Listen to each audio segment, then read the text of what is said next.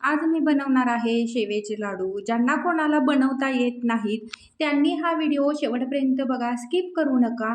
कारण यामध्ये बारीक-बारीक ज्या महत्त्वाच्या टिप्स आहेत, त्या मी सांगितलेल्या आहेत. त्यासाठी व्हिडिओ शेवटपर्यंत बघा. कमी वेळेत आणि पौष्टिक आणि खायला चविष्ट असे हे लाडू तयार होतात. बऱ्याच वर्षापूर्वी हे लाडू करायचे. आता बऱ्यापैकी सगळीकडे याचं प्रमाण कमी झालेलं आहे, कारण बुंदी आलेली आहे आमच्या किंवा त्याला कळीसुद्धा म्हणतात. आमच्या इकडे बुंदीच म्हणतात त्याला. बऱ्याच ठिकाणी विकत मिळते, त्यामुळं दिवाळीमध्ये हा प्रकार करायला कोणीही जात नाही. पण बुंदी आपण जी विकत आणतो ती एवढी चवीला लागत नाही. त्यामध्ये मैदा मिक्स असतो आणि ही जी शेव आपण बनवणार आहे, पूर्ण हरभऱ्याच्या डाळीचं हे पीठ आहे. जे घरात होतं पीठ तेच घेतलेलं आहे. गिरणीतून फक्त हरभऱ्याची डाळ दळून आणलेली आहे. त्यामध्ये काहीसुद्धा मिक्स केलेलं नाही.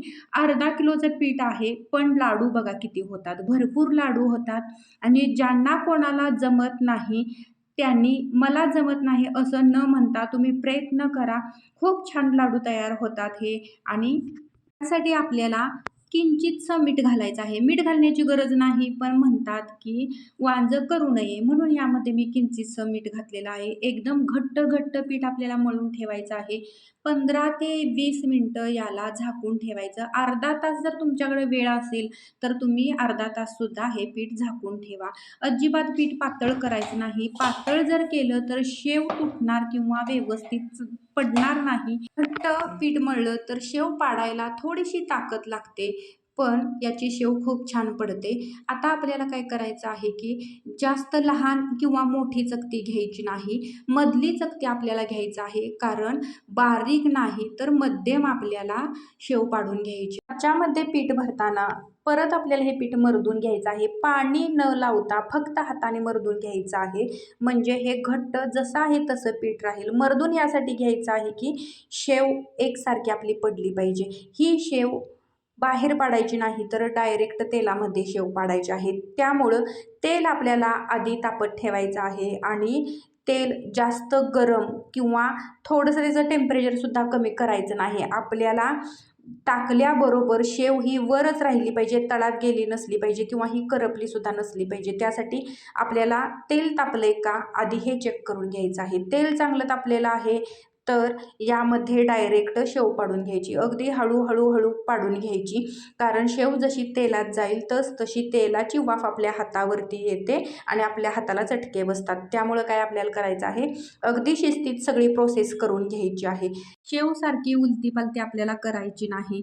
एकदाच पहिल्या बाजूनं भाजायची, नंतर दुसऱ्या बाजूनं भाजायची आणि शेव जास्त लालसर करायची नाही.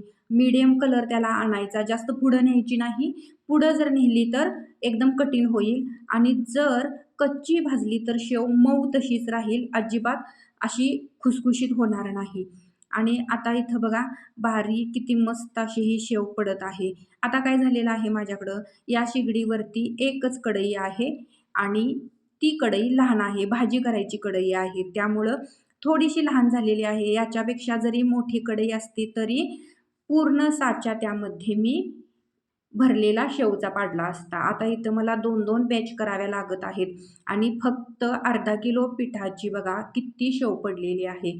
अगदी मस्त पडलेली आहे. कलरसुद्धा त्याला चांगला आलेला आहे. आता आपल्याला ही शेव परातीमध्ये काढून बारीक चुरून घ्यायची आहे. जेवढी बारीक होईल तेवढी आपल्याला बारीक करायची आहे. हातानेच बारीक करायची आहे, नाहीतर तुम्ही म्हणशीला मिक्सरमध्ये घालून, तर नाही, हाताने बारीक करायची आहे शेव. आणि दुसऱ्या साईडला आपल्याला आता पाक करण्यासाठी ठेवायचं आहे. आता काय करायचं आहे तुम्हाला मी सांगते. तुम्हाला जर माप कळत नसेल तर शेव किती आहे बघायची आणि जेवढी शेव आहे त्याच्या 75% आपल्याला साखर घ्यायची आहे. समजा 1 पातेलं शेव आहे तर अर्धं पातेलं आणखीन वरती थोडीशी साखर घ्यायची आहे आपल्याला, किंवा किलोच्या प्रमाणे म्हटलं तर 3 पावशेर साखर घ्यायची आहे आपल्याला. आणि मी काय केलेलं आहे, आमच्या घरी गोड खातात त्यामुळं जेवढी शेव आहे तेवढीच मी साखर घेतलेली आहे. आता इथं 1 किलो साखर घेतलेली आहे तर त्यासाठी पाणी मी अर्धा लिटर घातलेलं आहे. तर हे प्रमाण तुम्ही लक्षात ठेवा की 1 किलो साखर जर असेल तर त्याच्या निम्मं पाणी यामध्ये घालायचं आहे. पाक कच्चा करायचा नाही किंवा पुढंही न्यायचा नाही, मीडियम पाक ठेवायचा आहे. त्यामुळं वरच्यावर याला चेक करून घ्यायचं आहे. पाक मी कसा चेक करते हे तुम्हाला दाखवणार आहे. तोपर्यंत बघा इथं शेवसुद्धा आपली चुरून झालेली आहे. पूर्ण बारीक करून घ्यायची आहे, म्हणजे याचे लाडू दिसायला सुंदर दिसतात आणि खायलासुद्धा चांगले लागतात. आता इथं बघा पाक तयार होत आलेला आहे.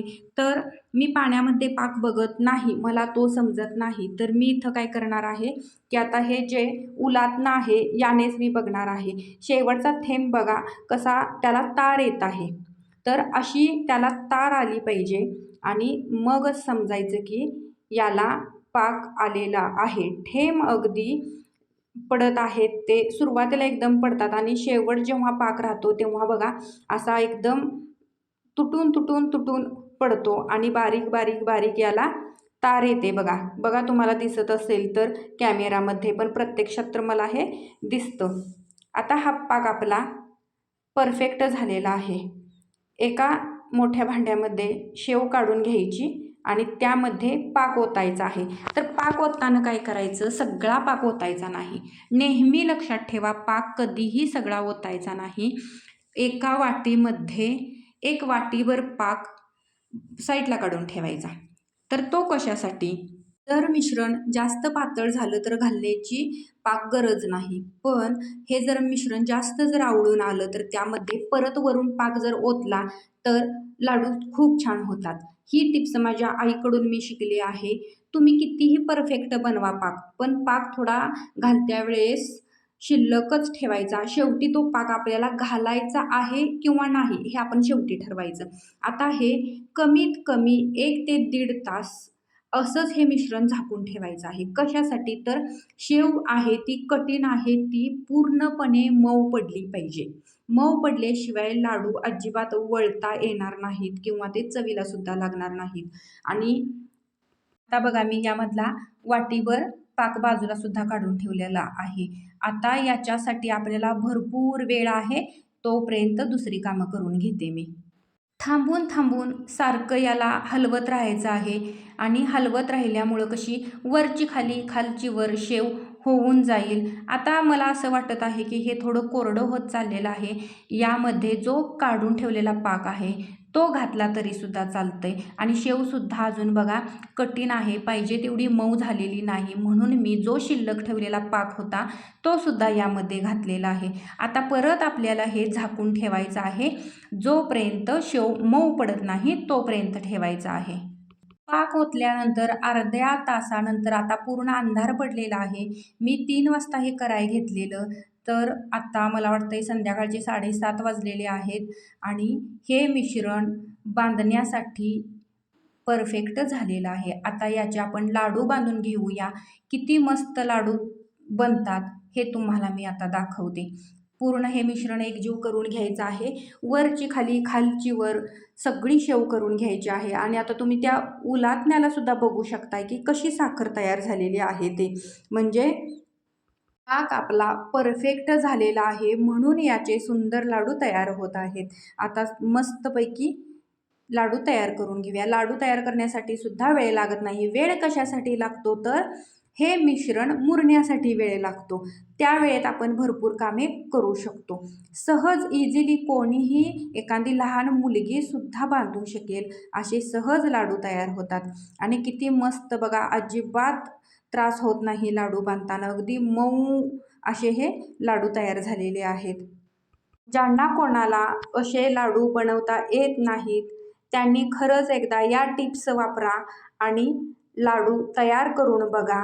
व्हिडिओ कसा वाटला कमेंटमध्ये सांगा आणि असेच नवनवीन व्हिडिओ पाहण्यासाठी चॅनेलला लाईक, सबस्क्राईब, शेअर नक्की करा. भेटू उद्याच्या व्हिडिओमध्ये. तोपर्यंत बाय.